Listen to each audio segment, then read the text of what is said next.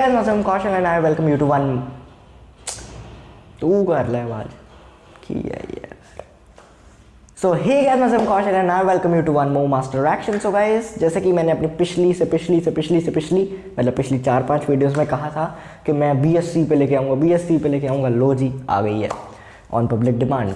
हालांकि कमेंट कोई आया नहीं था पर पब्लिक डिमांड. नाइस.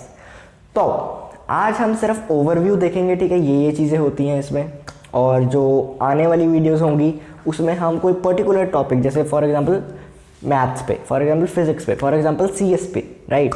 तो फॉर एग्जांपल एग्रीकल्चर पे, फॉर एग्जांपल बायोटेक्नोलॉजी पे, फॉर एग्जांपल पता नहीं क्या बोल रहे हैं. तो उन सब चीज़ों को खोदेंगे, मतलब उनके सब्जेक्ट्स को मैं आपको बताऊँगा. अच्छा ये सब्जेक्ट का मतलब ये होता है. तो एक एक चीज़ पर अब ये क्या है ना कि BSc बहुत है यार, एक के सब्जेक्ट्स वगैरह करना कठिन कार्य है. क्यों कठिन है यार? क्योंकि मेरा चैनल सिर्फ उस पर नहीं चलता, करियर गाइडिंग मास्टर एक्शंस पे. तो सिर्फ वो बनाई जाऊँ मैं और कुछ बनाऊँ ना तो थोड़ा डिफिकल्ट होगा. सो अगर आप रिक्वेस्ट करोगे कोई पर्टिकुलर की कि हाँ जी भैया मैथ्स पे बनाओ, आप भैया बनाओ फिजिक्स पे, उस पर ज़रूर बनेगी. आप कमेंट बॉक्स में लिख दीजिएगा. तो बस इतना ही बताना था आपको. Let's start the video after this quick intro. अरे सच इंट्रो तो बनाई नहीं, अब क्या करें. चल खुद ही इंट्रो बन जाते हैं.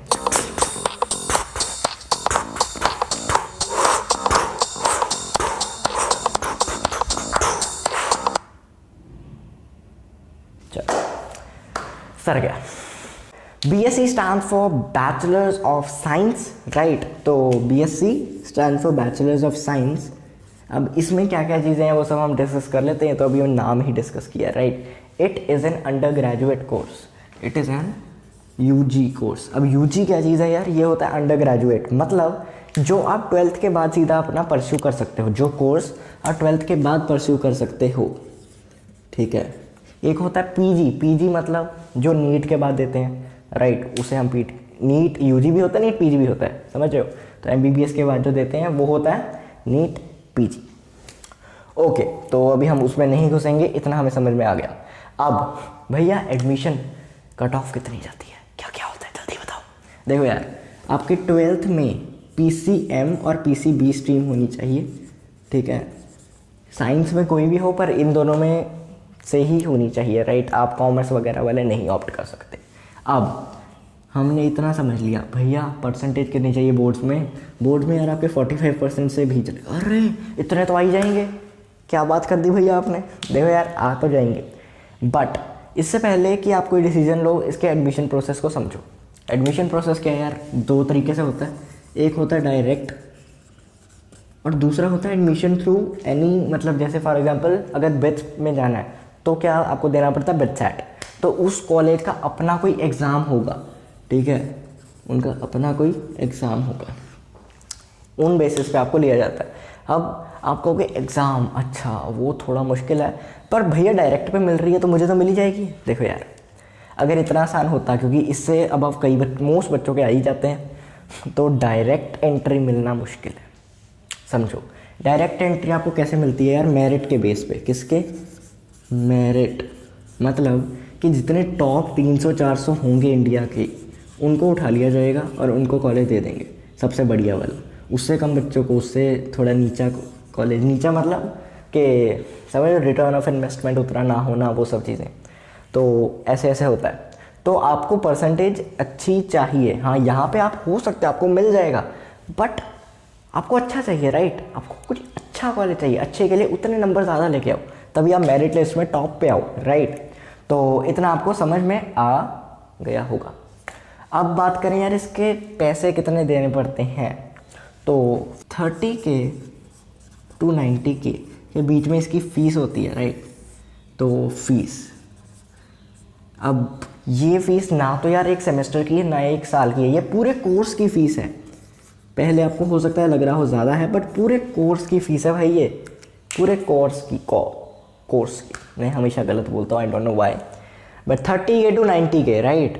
तो मतलब ठीक है यार, इतने तो इंजीनियरिंग कॉलेज में अगर हम देखें तो एक सेमेस्टर में लग जाते हैं आराम से. और अगर हम मेस वगैरह मिला दें, ठीक है, हॉस्टल वगैरह मिला दें तो काफ़ी अबव चल जाता है. तो ठीक है यार, इतना भी कुछ गलत नहीं है। इसके बाद क्या बात आती है, इसके बाद बात आती है कि अच्छा इतनी तो चढ़ावा दे दिया, इतने तो पैसे दे दिए, वापस कितना मिल रहा है वो बताओ ना। वापस यार आपको इनिशियल स्टेप्स में 15K to 50K में मिलता है, ठीक है। ये थोड़ा इधर उधर हो सकता है आपको 60 तक मिल जाए, अच्छे जो बेस्ट कॉलेजेस, गवर्नमेंट कॉलेजेस वगैरह में हो सकता है इससे नीचे क्या ही जाएगा, इससे नीचे। तो ठीक है, ये चीज़ होती है। अभी आपको समझने की ज़रूरत है। आप कहोगे भैया इतने मैंने 3 सालों में दिए और मुझे इतना मिला 1 साल में, मतलब ठीक है, ऑलराइट, 2 साल में मैं उतने पैसे कमा लूँगा। बट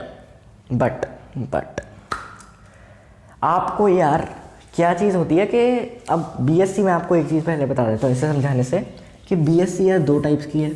एक होती है आपकी जनरल, राइट, दूसरी होती है आपकी स्पेशलाइजेशन। तो जो जनरल होती है उसमें क्या होता है कि आपने बेसिक सब्जेक्ट्स रख लिए, कोई ऐसे पर्टिकुलर ऑप्ट नहीं किया। स्पेशलाइजेशन में आपने मैथ्स में ही बीएससी की, राइट, साइंस में ही की, मतलब फिजिक्स में ही की, केमिस्ट्री में ही की, बायोटेक्नोलॉजी में ही की, ठीक है, सीएस में ही की, एग्रीकल्चर में ही की। तो वैसी चीज़ें आ जाती हैं इसमें, ठीक है, स्पेशलाइजेशन। अब आप खुद सोचो यार, खुद सोचो, 2 बंदे बैठे हैं आपके सामने।